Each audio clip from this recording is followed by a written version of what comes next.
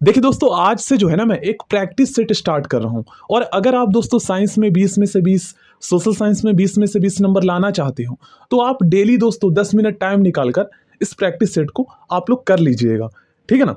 चलिए स्टार्ट करते हैं। देखिए इस वीडियो में दोस्तों हम टोटल 40 क्वेश्चंस करने वाले हैं। ठीक है ना, जिसमें साइंस एंड सोशल साइंस के जो क्वेश्चंस हैं ये मिक्स होंगे। आप लोग चेक कीजिएगा कितने क्वेश्चंस का आंसर आप लोग सही कर पा रहे हैं 40 में से। क्वेश्चन नंबर 1, निम्नलिखित में से कौन सा एक मृतोपजीवी है। मृतोपजीवी का मतलब ये होता है दोस्तों एक ऐसा लिविंग ऑर्गेनिज्म जो दोस्तों मृत, जो सड़े गले पदार्थ होते हैं, जो मृत जीव होते हैं, उसको ये जो है ना नष्ट कर देता है। ठीक है, समाप्त कर देता है खाकर। तो इसका सही आंसर होगा दोस्तों कवक और बैक्टीरिया। नेक्स्ट क्वेश्चन करते हैं, मेटाबॉलिक दर नियंत्रित किया जाता है किस ग्रंथि के द्वारा जो है ना ये मेटाबॉलिक दर जो है नियंत्रित किया जाता है। काफी ज्यादा इंपॉर्टेंट क्वेश्चन है। इसका सही आंसर होगा दोस्तों थायराइड ग्रंथि के द्वारा। ठीक है ना। और इसके द्वारा कौन सा हार्मोन रिलीज किया जाता है? Thyroxine hormone. ठीक है ना, ये भी आपको पता होना चाहिए। और जब थायरोक्सिन हार्मोन कम रिलीज होता है तो इससे कौन सा रोग होता है? ग्वाइटर रोग होता है। ठीक है ना, याद कर लीजिएगा। और ग्वाइटर रोग कब होता है? आयोडीन की कमी की वजह से। नेक्स्ट क्वेश्चन, सिक्रेटिन हार्मोन स्त्रावित होता है किसके द्वारा स्त्रावित होता है? तो ये दोस्तों रिलीज होता है ग्रहणी द्वारा। ये क्या है ना, ये जो ग्रंथि है ये दोस्तों स्मॉल इंटेस्टाइन में स्थित होता है, छोटी आंत में स्थित होता है। ठीक है ना, नाम आपने नहीं सुने होंगे इसलिए। क्वेश्चन नंबर 4, मानव मस्तिष्क में स्मरण क्षमता कहाँ होती है? मानव मस्तिष्क में दोस्तों स्मरण क्षमता ये सेरिब्रम में होता है। ठीक है ना। और अगर आपसे पूछा जाए दोस्तों कि हमारे शरीर का मोटर डेवलपमेंट और समन्वय, ठीक है ना, कोऑर्डिनेशन का कार्य कौन करता है? तो ये दोस्तों लघु मस्तिष्क करता है। और लघु मस्तिष्क को हम क्या कहते हैं? सेरिबेलम कहते हैं। ये हमारे ब्रेन के पीछे वाले पार्ट में स्थित होता है। ठीक है ना, सेरिबेलम। और हमारे जो ब्रेन का सबसे बड़ा वाला जो भाग होता है ये सेरिब्रम होता है। सेरिब्रम, ठीक है ना, ये सबसे महत्वपूर्ण भाग है। नेक्स्ट क्वेश्चन, निम्नलिखित में से कौन एक यूकैरियोटिक जीव का उदाहरण नहीं है? इसका सही आंसर होगा दोस्तों जीवाणु। देखिए यूकैरियोटिक जीव ऐसे जीव होते हैं जिसमें केंद्रक पाया जाता है। ठीक ना, उसके कोशिका में केंद्रक पाया जाता है। आई होप आपको समझ में आया होगा। लेकिन दोस्तों जीवाणु और विषाणु और माइकोप्लाज्मा ये सभी जो है ना ये प्रोकैरियोटिक जीव के अंतर्गत आता है क्योंकि इसमें केंद्रक नहीं पाए जाते हैं। शरीर की समन्वय प्रणाली कौन सा है? इसका सही आंसर ऑप्शन डी होगा तंत्रिका तंत्र और अंतःस्रावी ग्रंथि। ठीक ना, अंतःस्रावी तंत्र। ठीक ना, मतलब इसमें ग्रंथि भी आ जाते हैं। क्वेश्चन नंबर 7, निम्न में से किन पदार्थों के कारण जल में अस्थायी कठोरता होती है? इसका सही आंसर होगा दोस्तों option D magnesium hydrogen carbonate और कैल्शियम हाइड्रोजन कार्बोनेट की वजह से। नेक्स्ट क्वेश्चन देखिए, इसमें आपको जो है ना मैच करना है। देखिए इस क्वेश्चन का सही आंसर ऑप्शन ए होगा। पहले का देखिए वाटर गैस जो है ना ये दोस्तों कार्बन मोनोऑक्साइड और हाइड्रोजन का मिश्रण होता है। ठीक है ना। उसके बाद दोस्तों बी का क्या होगा? थर्ड, नेचुरल गैस जो है ये मीथेन और इथेन का मतलब कह सकते हो मिश्रण होता है, या मीथेन और इथेन को नेचुरल गैस के नाम से भी जाना जाता है। उसके बाद दोस्तों सीएनजी। अब सीएनजी में जो है ना 80 से 90% मीथेन गैस होता है। आई होप आपको समझ में आया होगा। और एलपीजी दोस्तों ब्यूटेन और प्रोपेन का जो है मिश्रण होता है। ठीक है ना, एलपीजी लिक्विड पेट्रोलियम गैस। चलिए आगे बढ़ते हैं। मानव शरीर में अधिकतम मात्रा में पाए जाने वाला तत्व, इसका सही आंसर होगा दोस्तों ऑक्सीजन। क्वेश्चन नंबर 10, तेज धावकों की मांसपेशियों में निम्नलिखित में से किसके संचयन से ऐंठन आ जाती है? आप में से सभी स्टूडेंट को पता होगा इसका सही आंसर क्या होगा।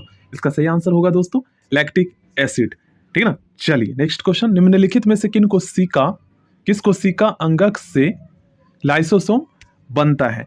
इसका सही आंसर होगा दोस्तों गोल्जी काय से। ठीक है ना। चलिए नेक्स्ट क्वेश्चन, निम्न में से कौन सा रासायनिक परिवर्तन का उदाहरण नहीं है? चेक कीजिए आप लोग। इसका सही आंसर होगा दोस्तों जल वाष्प में परिवर्तन जो है ये रासायनिक परिवर्तन का उदाहरण नहीं है, ये एक भौतिक परिवर्तन है। अब दोस्तों भौतिक परिवर्तन में क्या होता है ना, जैसे मान लीजिए जल दोस्तों ये ठोस में बदल गया है, मतलब जल जो है ये जमकर बर्फ में बदल गए हैं। तो भौतिक परिवर्तन में क्या है कि हम उसे जो है ना चेंज, जब एक अवस्था से दूसरी अवस्था में कोई चीज हो जाता है तो उसे हम उसी रूप में जो है ना फिर से चेंज कर सकते हैं। भौतिक अवस्था में वही प्रोडक्ट हमें दोबारा मिल जाता है, लेकिन रासायनिक परिवर्तन में वो चीज नहीं मिलता। ठीक है ना, ऐसे भी आप समझ सकते हो। यदि कोई वस्तु वृत्ताकार पथ में घुमाई जाती है तो उस पर किया गया कार्य का मान क्या होगा? उस पर किया गया कार्य का मान दोस्तों 0 होगा। नेक्स्ट क्वेश्चन, जब लघु पथ शॉर्ट सर्किट होता है तो उस दशा में घटित। नेक्स्ट क्वेश्चन, यदि कोई वस्तु वृत्ताकार पथ में घुमाई जाती है तो उस पर किया गया कार्य का मान क्या होगा। दोस्तों इसका सही आंसर होगा 0। ठीक है ना, याद कर लीजिएगा। जब शॉर्ट सर्किट की दशा घटित होती है तो परिपथ में धारा का मान क्या होता है दोस्तों। परिपथ में धारा जो है ना ये पर्याप्त रूप से बढ़ती है। देखो गाइस, आप अगर आपसे पूछा जाए कि शॉर्ट सर्किट के बचाव के लिए जो है ना कौन सा उपकरण लगाया जाता है, तो फ्यूज का उपयोग किया जाता है। अब दोस्तों फ्यूज का उपयोग क्यों किया जाता है, देखिए फ्यूज में जो है ना तांबा, टीन और शीशे का जो है ना मिश्र धातु बहुत ही कम गलनांक वाले जो है, मतलब उसमें एक वायर लगाया जाता है। क्यों लगाया जाता है, इसके पीछे का रीजन क्या है। तो वो जो फ्यूज में जो वायर लगाया जाता है ना, वो बाकी जो वायर होता है, जो सर्किट होता है, उनके जो गलनांक के मुकाबले काफी कम गलनांक होता है, ठीक ना, फ्यूज का। क्योंकि जब दोस्तों धारा की स्पीड अगर ज्यादा है, मतलब कि करंट जो है ज्यादा वोल्टेज का आ रहा है, तो ऐसे में क्या होगा कि फ्यूज सबसे पहले पिघलेगा, और फ्यूज जब टूट जाएगा तो उसके बाद बाकी चीजें बच जाएगी। तो ये चीजें हैं, ये ध्यान से समझिएगा। चलिए, विरंजक चूर्ण और डीडीटी के बारे में निम्नलिखित में से कौन सा कथन सही है। इसका सही आंसर होगा दोस्तों ऑप्शन सी, दोनों में क्लोरीन यौगिक होते हैं। निम्न में से कौन सा गुण ध्वनि तरंग में विद्यमान नहीं है। ऑप्शन बी इसका सही आंसर होगा ध्रुवण, इंग्लिश में इसे हम पोलराइजेशन कहते हैं। नेक्स्ट क्वेश्चन, उपास्थि कार्टिलेज निम्नलिखित में से किस में नहीं पाया जाता है। कार्टिलेज दोस्तों ये यूरिनरी ब्लैडर में नहीं पाया जाता है। ऑप्शन डी इसका सही आंसर होगा। क्वेश्चन नंबर 18, निम्नलिखित में से किसकी कोई इकाई नहीं है। सापेक्षिक घनत्व का कोई इकाई नहीं होता। इनमें से कौन विषाणु जनित रोग नहीं है, कौन सा रोग वायरस से नहीं फैलता, ये पूछा गया है। तो वायरस से जो रोग नहीं फैलता दोस्तों ये है क्षय रोग, ठीक ना, ये माइक्रो बैक्टीरिया से फैलता है। बाकी खसरा, पोलियो और रेबीज ये दोस्तों विषाणु जनित रोग है, ठीक ना, ये वायरस से होता है। नेक्स्ट क्वेश्चन, सिरका और बेकिंग सोडा की अभिक्रिया से क्या बनता है। दोस्तों सिरका और बेकिंग सोडा की अभिक्रिया से कार्बन डाइऑक्साइड बनता है, ठीक है ना। चलिए नेक्स्ट क्वेश्चन करते हैं। क्वेश्चन नंबर 21 में पूछा गया है, महिलाओं में उदर के नीचे निचले भाग के दोनों ओर कितने ओवरीज स्थित होते हैं। ओवरी, इसका सही आंसर होगा दोस्तों ऑप्शन ए, एक जोड़ी। नेक्स्ट क्वेश्चन, प्रकाश संश्लेषण के माध्यम से कुल स्थिरीकृत कार्बन डाइऑक्साइड का लगभग आधा भाग कौन स्थिरीकृत करता है। क्वेश्चन नंबर 22 का सही आंसर होगा ऑप्शन सी, शैवाल। टिड्डी, तितली, बिच्छू, झींगा सभी के संघ के उदाहरण है। ये दोस्तों आर्थ्रोपोडा संघ के उदाहरण है, ठीक है ना। स्ट्रेप्टोमाइसिन प्रतिजैविक इस जीवाणु से प्राप्त किया जाता है। ये एंटीबायोटिक दोस्तों किससे प्राप्त किया जाता है, ये एंटीबायोटिक प्राप्त किया जाता है फिर से मैं पढ़ता हूँ, स्ट्रेप्टोकोकस ग्रिसस से, ठीक है ना। नेक्स्ट क्वेश्चन, इनमें से कौन धमनी का कार्य नहीं है। इसका सही आंसर होगा दोस्तों, इनमें रुधिर दबाव के साथ साथ क्या है, इनमें रुधिर दबाव के साथ साथ धीरे धीरे बढ़ता है, ये इसका कार्य नहीं है। क्वेश्चन नंबर 25 का। चलिए नेक्स्ट क्वेश्चन, निम्नलिखित में से कौन कीटों से प्राप्त नहीं होता। इसका सही आंसर होगा दोस्तों मोती, ये कीटों से प्राप्त नहीं होता। बाकी लाख, शहद और रेशम ये कीटों से प्राप्त होता है। ग्रेफिन होता है, ग्रेफिन क्या होता है दोस्तों, ये होता है कार्बन का नैनो प्रतिरूप। नेक्स्ट क्वेश्चन, अधिकांश प्राणियों के जीवित पदार्थ का लगभग 80% पदार्थ क्या है। इसका सही आंसर होगा दोस्तों प्रोटीन, ठीक है ना। मोस्ट इंपॉर्टेंट क्वेश्चन, निम्नलिखित में क्षेत्रफल की दृष्टि से सबसे बड़ा कौन होता है, यह आपको बताना है। इसका सही आंसर होगा दोस्तों ऑप्शन ए, बायोस्फीयर रिजर्व, ठीक ना। विश्व का सबसे शुष्क रेगिस्तान कौन है।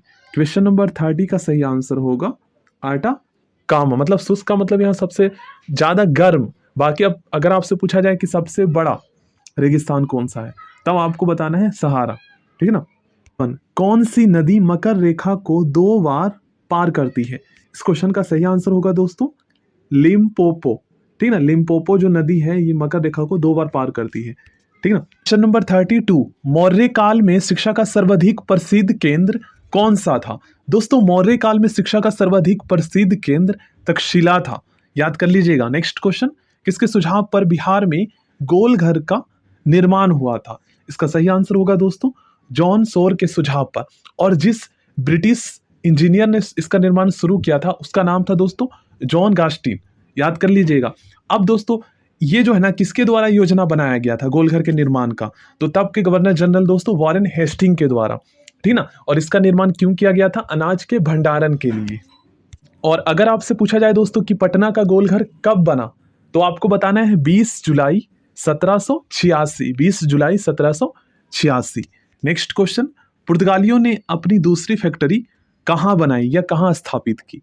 इसका सही आंसर होगा दोस्तों ऑप्शन सी, कन्नूर में, ठीक है। पुर्तगालियों ने अपनी दूसरी जो फैक्ट्री स्थापित की थी ये कन्नूर में स्थापित की थी। नेक्स्ट क्वेश्चन, सूरत की संधि किनके मध्य हुई थी? दोस्तों सूरत की संधि अंग्रेजों तथा रघुनाथ राव जी के बीच हुई थी। बुनकरों की हड्डी से भारत की भूमि सफेद हो गई, उपयुक्त कथन निम्न में से किसका है? ये कथन है दोस्तों लॉर्ड विलियम वेंटिंग का, ठीक है ना। महालवाड़ी भू राजस्व व्यवस्था को निम्न में से किसने प्रारंभ किया था? इस व्यवस्था को दोस्तों प्रारंभ किया था हॉल्ट मैकेंजी ने। नेक्स्ट क्वेश्चन, गुलामगिरी पुस्तक के लेखक निम्न में से कौन थे?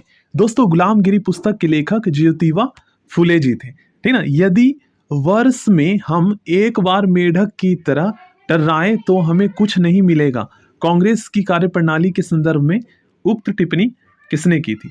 ये टिप्पणी दोस्तों बाल गंगाधर तिलक जी ने की थी, ठीक ना। बाल गंगाधर तिलक जी ने की थी। ये काफी इंपॉर्टेंट क्वेश्चन है। चलिए नेक्स्ट क्वेश्चन करते हैं। पंडित मदन मोहन मालवीय किस वर्ष हिंदू महासभा के अध्यक्ष बने? 1928 ईस्वी में। 1928 ईस्वी में। किसने क्रिप्स प्रस्तावों को उत्तर दिनांकित चेक कहा था? मतलब कि ऐसा चेक जो दोस्तों ऑलरेडी मतलब साइन हो चुका है, डेट मतलब कि डेट निकल गया है उसका, ये है इसका मतलब। तो इसका सही आंसर होगा दोस्तों महात्मा गांधी जी ने। क्वेश्चन नंबर 42, ये क्वेश्चन दोस्तों मोस्ट इंपॉर्टेंट है। देखिए क्या कहा गया है, पृथ्वी पर मौसम परिवर्तन के लिए उत्तरदायी है। देखिएगा दोस्तों सबसे पहले तो आप ये समझिए पृथ्वी की घूर्णन गति का क्या मतलब है।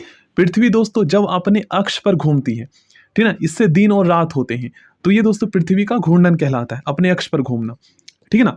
और जब दोस्तों पृथ्वी सूर्य के चारों ओर घूमता है तो इसे हम परिक्रमण कहते हैं, ठीक है ना। इसे हम इंग्लिश में रिवॉल्यूशन कहते हैं और घूर्णन को इंग्लिश में हम रोटेशन कहते हैं, ठीक है ना। तो यहाँ पर पूछा क्या गया है, अब पृथ्वी पर मौसम परिवर्तन के लिए उत्तरदायी कौन सा कारक है? तो पृथ्वी का दोस्तों परिक्रमण जो गति है ना, इसी की वजह से मौसम परिवर्तन होता है। तो इसका सही आंसर क्या होगा? ए एवं सी दोनों। क्यों ए एवं सी दोनों होगा? क्योंकि पृथ्वी का अपने अक्ष पर 23.5 डिग्री झुकाव होना, तो ये तो होता ही है, तो इसमें ना होने वाली कौन सी बात है? तो जो स्टेटमेंट सही है वही हमें बताना है, इसके अकॉर्डिंग ए और सी दोनों सही है, तो ऑप्शन डी इसका सही आंसर होगा। क्योंकि पृथ्वी की घूर्णन गति के कारण तो दिन और रात होते हैं, लेकिन पूछा यहाँ पर कुछ और गया है, ठीक ना। कृष्णराज सागर बांध जलाशय किस नदी पर बनाया गया है? कृष्णराज सागर बांध दोस्तों ये बनाया गया है कावेरी नदी पर। ऑप्शन डी इसका सही आंसर होगा। सो अगर आप दोस्तों और भी इंपॉर्टेंट क्वेश्चंस करना चाहते हैं तो चैनल को सब्सक्राइब कर लीजिएगा और प्लेलिस्ट को चेक कर लीजिएगा, वहां पर और भी